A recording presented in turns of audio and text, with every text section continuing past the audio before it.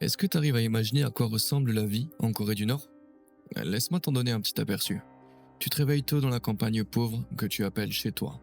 On est en plein hiver, il fait à peine moins 7 degrés dehors et ta seule source de chaleur, c'est un minuscule poêle à bois qui est loin de suffire à te réchauffer. Tu prends ton petit déjeuner et tu te rends compte qu'il reste qu'une seule ration de nourriture qui doit pourtant te faire tenir les 3 prochains jours jusqu'à la prochaine distribution. T'as soif, alors tu vas casser de la glace dans la rivière du coin pour la faire fondre parce qu'il n'y a tout simplement pas d'eau courante ici. Tu bois cette eau sale, tu te laves dedans aussi, avant de passer toute la journée à travailler dans une ferme locale. Entre 12 et 16 heures d'un travail exténuant, parce que l'agriculture n'a quasiment pas été mécanisée ici. Tout se fait à la main ou avec des animaux. En rentrant chez toi après avoir marché plusieurs kilomètres, parce qu'il n'y a pas de transport en commun et que t'es trop pauvre pour posséder un vélo, sans même parler d'une voiture, tu tombes sur un rat mort dans un fossé. Tu le ramasses pour le manger parce que t'as tellement faim. Alors que tu commences à le cuisiner, la porte d'entrée vole soudainement en éclats et un groupe de soldats fait irruption chez toi. Ils mettent ta maison sans dessus-dessous, se servent dans le peu de nourriture qu'il te reste, puis ils repartent.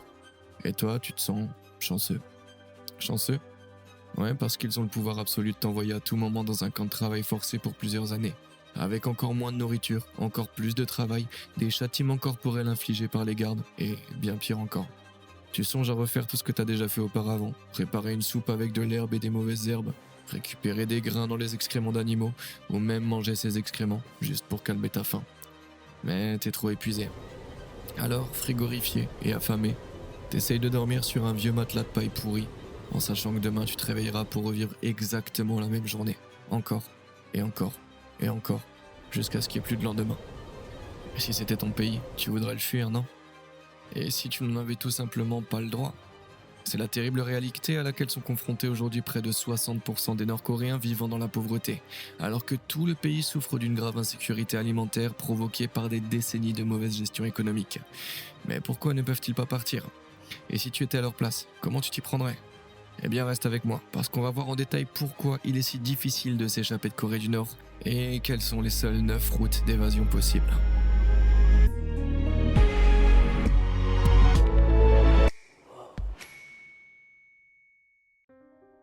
Alors, comment la situation a-t-elle pu devenir aussi catastrophique? Eh bien, la République populaire démocratique de Corée, plus connue sous le nom de RPDC ou Corée du Nord, a été fondée par Kim Il-sung en 1948. C'était après la Seconde Guerre mondiale, lorsque la péninsule coréenne a été divisée, opposant les deux Corées dans un conflit qui s'est prolongé durant toute la guerre froide. La Corée du Sud était soutenue par les États-Unis, tandis que la Corée du Nord s'appuyait sur l'Union soviétique, qui allait finalement disparaître. Pendant toute cette période, le Nord a fait passer les dépenses militaires avant tout le reste, dirigeant sa population d'une main de fer. Le régime bombardait les citoyens de propagande et d'idéologie, exigeait une loyauté absolue envers la dynastie Kim, interdisait les médias indépendants et coupait complètement le pays du reste du monde. Lorsque l'Union soviétique s'est effondrée en 1991, l'économie nord-coréenne s'est écroulée et le pays s'est retrouvé avec très peu d'alliés. La production alimentaire et les importations se sont effondrées. Puis, lorsqu'une série d'inondations, de sécheresses et de réformes agricoles désastreuses ont frappé le pays en 1994, la famine s'est installée dans le royaume ermite. Au départ, le gouvernement affirmait qu'il n'y avait aucune famine, puis il a fini par reconnaître qu'il y en avait bien une, tout en prétendant qu'elle n'avait touché que 235 000 personnes. En réalité, on estime qu'environ 3,5 millions de Nord-Coréens sont morts de faim au cours des 4 années suivantes, soit plus de 10% de la population. Malgré cela, la Corée du Nord n'a jamais abandonné son affrontement avec la Corée du Sud, continue à injecter d'énormes sommes dans son armée pendant que le pays mourait de faim. Le simple fait de prononcer les mots famine ou starvation était interdit, car cela revenait à reconnaître un échec du gouvernement. Ceux qui osaient en parler étaient réduits au silence par les autorités, généralement envoyés dans des camps de prisonniers politiques. Mais ça n'a évidemment rien arrangé. Pendant l'épidémie de Covid-19, lorsque la Corée du Nord a complètement fermé ses frontières, y compris au commerce, les défaillances du gouvernement et les problèmes d'infrastructure ont conduit 10 millions de Nord-Coréens à souffrir de la faim. Cela signifie qu'entre 2019 et 2021, près de 41% de toute la population du pays était sous-alimentée. Alors pourquoi ne pas simplement partir? Eh bien, pour commencer, le gouvernement nord-coréen interdit à ses citoyens de quitter le pays sans autorisation officielle.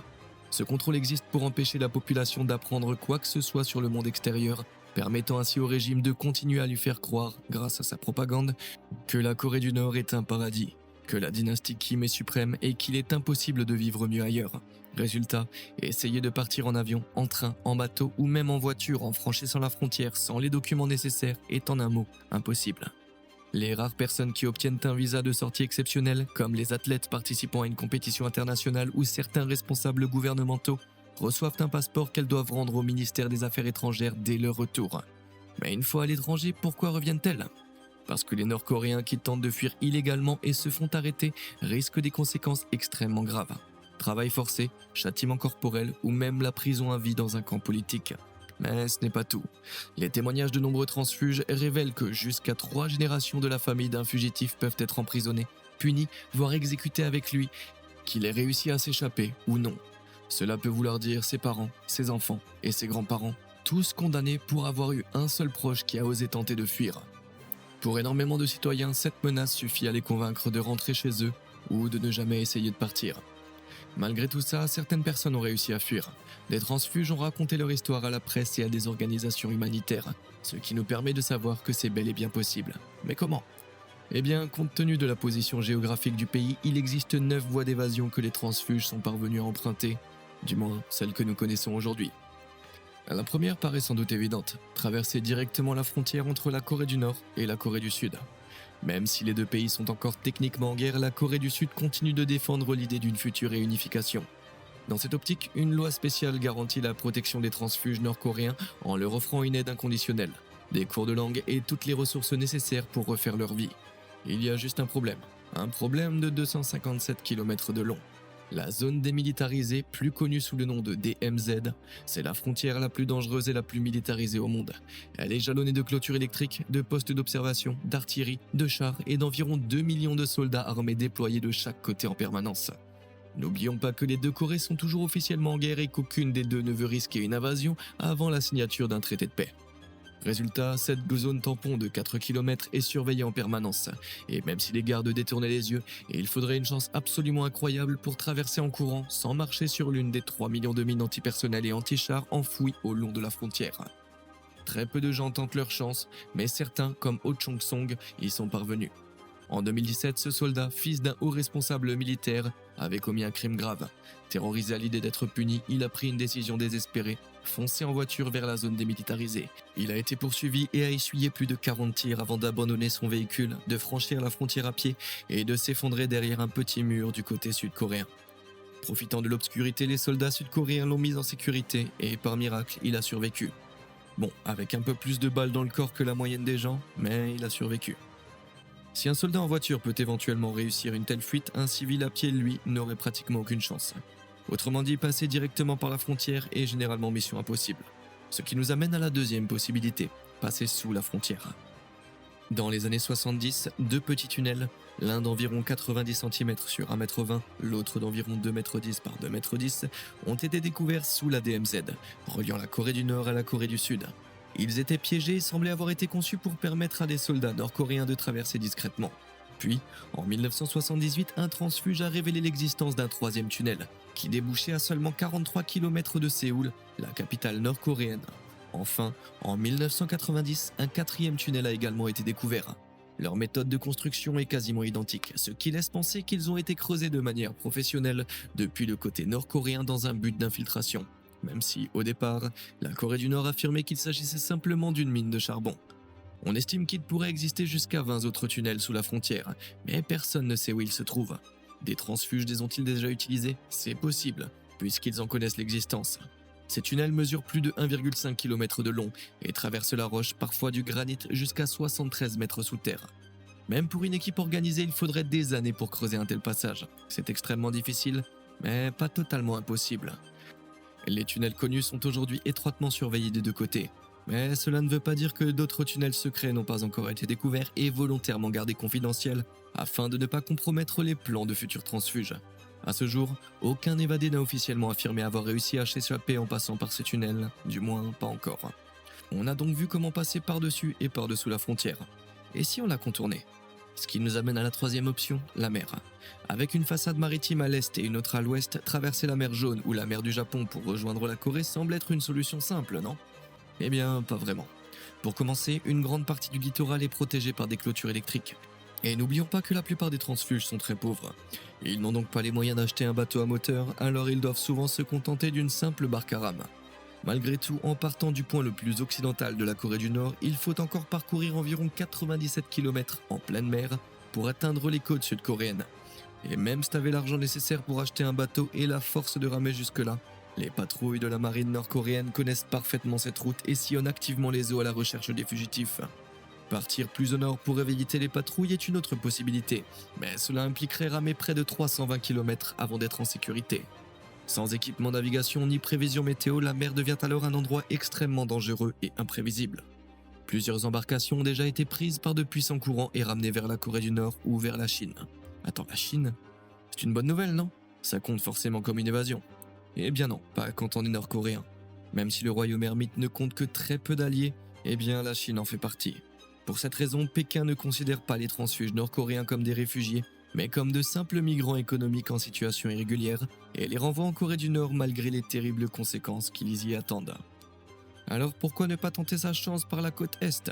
La mer du Japon est une mer semi-fermée, tout comme la mer Jaune, mais elle est régulièrement frappée par des typhons et des tempêtes venues de l'océan Pacifique. Elle est donc encore plus imprévisible et dangereuse. En revanche, il y a un avantage. Si tu dérives dans la mauvaise direction, tu peux finir au Japon, un pays qui se montre bien plus compréhensif envers les citoyens nord-coréens et facilite ensuite leur transfert vers la Corée du Sud. Le problème, c'est qu'il faut parcourir près de 800 km depuis le point de départ le plus favorable. C'est une distance énorme à survivre en pleine mer, à condition que ton petit bateau de pêche de fortune ne chavire pas avant. Résultat, seuls 3 transfuges sont officiellement connus pour avoir atteint le Japon vivant par la mer. Et contourner la frontière à la nage, alors, eh bien, la température moyenne de l'eau est autour de 13 degrés.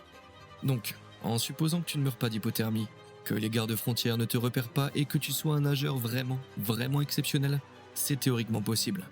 Certains ont également réussi à utiliser des radeaux de fortune fabriqués avec des planches en bois, de vieux pneus ou même des flotteurs de pêche, preuve du désespoir absolu de ceux qui cherchent à fuir le régime. Ok, mais si t'es pas un excellent nageur et que t'as pas les moyens d'acheter un bateau, dans ce cas il te reste la 4e option, la frontière nord. Contrairement à la DMZ, cette frontière longue d'environ 1420 km avec la Chine est généralement moins protégée et moins surveillée, ce qui la rend plus facile à franchir. La frontière suit 2 fleuves, le Yalu et le Tumen. Le Tumen est généralement moins profond et son courant est plus faible, ce qui en fait un point de passage plus accessible. Mais la plupart des habitants ne savent pas nager, donc si le niveau d'eau est trop élevé pour traverser à pied, le courant peut facilement emporter les transfuges mal préparés. En plus de cela, depuis 2003, la Chine installe progressivement des clôtures métalliques le long du fleuve Tumen afin de bloquer les principales routes d'évasion. Les zones où les berges du Yalu sont plus basses ont également été renforcées avec du béton et des clôtures barbelées, mesurant entre 2,50 m et 4,50 m de haut. Pourtant, depuis 2011, plusieurs observations montrent que ces sections sont plutôt des exceptions. Sur une grande partie du fleuve, il n'y a ni clôture ni garde, à condition de réussir à traverser l'eau, ce que beaucoup tentent l'hiver lorsque les rivières sont complètement gelées. Il est donc possible de quitter le pays, mais en 2020, au plus fort de la pandémie, la Corée du Nord a instauré une zone tampon s'étendant sur environ 1,6 km, à partir de la frontière nord, transformant pratiquement cette dernière en une seconde DMZ. Les soldats ont reçu l'ordre de tirer à vue sur toute personne aperçue s'en approchant depuis le côté nord-coréen, comme si cette route n'était pas déjà assez dangereuse. Mais imaginons que tu aies eu de la chance et que tu sois parvenu à traverser. Comme on l'a déjà vu, la Chine renvoie systématiquement en Corée du Nord les transfuges qu'elle découvre. C'est pourquoi la grande majorité d'entre eux font appel à un passeur, un contact chinois qui organise illégalement leur hébergement et leur trouve un travail, tout en cachant les autorités chinoises. Mais ce service coûte entre 450 et 900 euros. Quand on sait qu'un Nord-Coréen peut gagner à peine 580 euros par an, ça représente souvent toutes les économies d'une vie. Autrement dit, une fois arrivés en Chine, ils n'ont plus rien, et cette situation les rend extrêmement vulnérables à l'exploitation.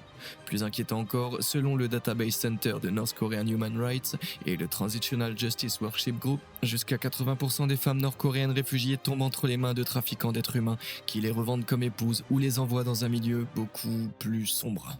Les hommes, eux, sont souvent vendus comme esclaves et condamnés à une vie de travaux forcés, exactement ce qu'ils cherchaient à fuir. Faire confiance à ces passeurs est extrêmement risqué, mais c'est souvent la seule option qu'il leur reste. Cela dit, la Chine n'est généralement pas leur destination finale. La plupart des transfuges veulent toujours rejoindre la Corée du Sud, beaucoup essayent donc d'atteindre Pékin, où se trouve l'ambassade sud-coréenne. Les ambassades étrangères sont considérées comme un territoire souverain, ce qui signifie que les transfuges qui parviennent à entrer bénéficient de la protection des lois sud-coréennes. S'ils ne peuvent pas atteindre Pékin, ils peuvent tenter de rejoindre les consulats sud-coréens de Shenyang, Hong Kong ou Shanghai, comme l'a fait Jong Yol-ri en 2016. Ri a utilisé la 5e voie d'évasion, faire partie de l'élite. Élève brillant, issu d'une famille influente du régime nord-coréen, il avait obtenu l'autorisation officielle de quitter le pays afin de participer à un concours universitaire à Hong Kong. Mais il est parvenu à échapper à l'équipe de surveillance chargée d'encadrer sa délégation scolaire, avant de demander l'asile au consulat. Il y est resté plus de 2 mois, le temps que les autorités de Pékin autorisent son départ, puis il a finalement été transféré vers la Corée du Sud.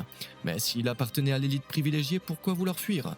Parce que même si la Corée offre un niveau de vie relativement confortable aux hauts responsables du gouvernement et de l'armée, elle continue de réprimer sévèrement les libertés intellectuelles, religieuses et politiques. Certes, tu peux avoir de quoi manger alors que le reste du pays meurt de faim, mais tu vis malgré tout dans la peur permanente qu'un simple mot de travers t'envoie dans un camp de prisonniers politiques. C'est pourquoi de nombreux Nord-Coréens aisés ont choisi de faire défection ces dernières années, profitant de leur statut privilégié pour obtenir une autorisation de sortie et se rendre directement à l'ambassade ou au consulat le plus proche. Pour eux, cela paraît presque facile. Enfin, presque. Car la police chinoise surveille étroitement les ambassades et les consulats sud-coréens, ainsi que ceux d'autres pays, prêts à arrêter toute personne soupçonnée d'être un transfuge. Tenter de fuir en passant par la Chine reste donc extrêmement dangereux. La meilleure solution consiste alors à traverser toute la Chine pour rejoindre un autre pays frontalier, puis demander l'asile dans une ambassade sud-coréenne sur place. Le problème, c'est que la Chine est immense. Il faut parcourir des milliers de kilomètres dans pratiquement n'importe quelle direction. Comment traverser une telle distance sans papier ni officiel ni argent? Et c'est là qu'intervient la 6e voie d'évasion, le chemin de fer clandestin. Et il ne s'agit évidemment pas de véritable chemin de fer, mais d'un réseau secret de militants qui aident les Nord-Coréens à traverser la Chine. Ils prennent d'abord contact avec eux grâce aux passeurs, puis les escortent discrètement vers le sud en empruntant des itinéraires secrets. Ils les déplacent de maison sûre en maison sûre, organisant leur transport et communiquant avec les habitants, ainsi qu'avec certains responsables locaux afin d'éviter que l'accent nord-coréen des fugitifs n'attire les soupçons. Le tout sans ne jamais rien demander en échange. Mais leur mission ne s'arrête pas à la frontière. Le Vietnam, le Laos et le Myanmar, qui composent le célèbre triangle d'or d'Asie du Sud-Est, ne se montrent pas favorables aux réfugiés nord-coréens et ont également pour consigne de les renvoyer en Corée du Nord. En revanche, la Thaïlande, elle leur est bien plus favorable. Pour éviter les contrôles aux frontières du Laos et du Myanmar, le réseau clandestin guide donc les transfuges à travers les jungles épaisses du triangle d'or jusqu'à la Thaïlande. Une fois arrivés, les fugitifs se rendent volontairement à la police thaïlandaise, qui les expulse ensuite vers la Corée du Sud. Au total, ce voyage peut atteindre près de 4800 km, ce qui paraît complètement fou quand on se rappelle que la frontière séparant les deux Corées ne mesure que 4 km de large. Les héros anonymes qui font vivre ce réseau clandestin risquent leur propre vie pour donner aux autres une chance de sauver la leur. Et après avoir aidé plus de 700 transfuges à rejoindre la Corée du Sud, l'organisation est devenue une cible prioritaire du dirigeant actuel de la Corée du Nord, Kim Jong-un, ainsi que de la Chine. En 2001, Séoul accueillait à peine 1000 transfuges. En 2007, notamment grâce au réseau clandestin, ce chiffre avait explosé pour atteindre près de 2500 arrivées. Cette hausse a poussé la Chine à lancer une répression massive contre le réseau, entraînant la disparition de nombreux missionnaires. En 2020, le nombre de nouveaux arrivants était retombé à seulement 230. Autrement dit, utiliser ce réseau reste possible, mais c'est aujourd'hui beaucoup moins viable qu'autrefois. Cela pousse de nombreux transfuges à envisager la 7e option, passer par la Mongolie. Comme la Thaïlande, la Mongolie se montre favorable aux réfugiés nord-coréens et les transfère ensuite vers la Corée du Sud. Mais y parvenir est l'un des itinéraires les plus éprouvants qui soit, à cause du désert de Gobi. Cet immense désert froid s'étend entre le nord de la Chine et le sud de la Mongolie, avec des dunes y atteignant en moyenne 200 mètres de hauteur et des températures pouvant descendre jusqu'à moins 20 degrés Celsius durant la nuit. Survivre dans un tel environnement est extrêmement difficile, surtout quand on sait que les transfuges les plus pauvres disposent rarement du matériel, des réserves de nourriture ou de vêtements chauds indispensables pour rester en vie. Et la traversée entre les deux frontières représente encore au minimum 1240 km. Certes, 1240 km c'est beaucoup moins que 4800, mais le renforcement des contrôles frontaliers chinois fait que de moins en moins de transfuges réussissent aujourd'hui à traverser le Gobi. Cette route est donc plus dangereuse que jamais. Évidemment, la Corée du Sud n'est pas le seul pays à offrir un refuge, ce qui nous amène à la 8e possibilité, regarder vers l'ouest. Les ambassades étrangères présentes en Chine sont considérées comme des territoires souverains, et la plupart des pays occidentaux, notamment ceux d'Europe, du Royaume-Uni, des États-Unis et du Canada, reconnaissent les Nord-Coréens comme des réfugiés. Une fois dans ces ambassades, ils peuvent déposer une demande d'asile. Ils peuvent aussi entreprendre le très long voyage à travers la Chine jusqu'à l'un de ces pays, se présenter à un poste frontière et demander l'asile sur place. Le problème, c'est que l'Europe, et particulièrement le Royaume-Uni, n'a pas un très bon historique en matière d'acceptation de demandes d'asile nord-coréennes. En 2013 par exemple, le Royaume-Uni a rejeté 30 des 40 demandes déposées par des transfuges nord-coréens. Cette même année, la Belgique a refusé 99 des 126 dossiers reçus, tandis que les Pays-Bas et la France ont rejeté respectivement l'intégralité de leurs 128 et 129 demandes. Ce taux de refus très élevé s'explique par le fait que ces pays estiment généralement que les Nord-Coréens ne risquent plus de persécution une fois installés en Corée du Sud, où ils ont légalement le droit de vivre. Le Canada en revanche se montre un peu plus compréhensif vis-à-vis des discriminations auxquelles les Nord-Coréens peuvent être confrontés en Corée du Sud, notamment en raison des barrières linguistiques et de l'image négative associée à leur pays d'origine. En 2007, on estimait que 970 transfuges vivaient au Canada. Quant aux États-Unis, ils ont officiellement accueilli environ 150 réfugiés nord-coréens, mais on pense qu'environ 200 autres y sont entrés clandestinement après avoir traversé l'Amérique du Sud puis franchi la frontière mexicaine. Mais que faire si tu vis dans un régime de Corée du Nord où tout est verrouillé, sans appartenir à l'élite, sans pouvoir atteindre la frontière nord ni même tenter ta chance à travers le DMZ?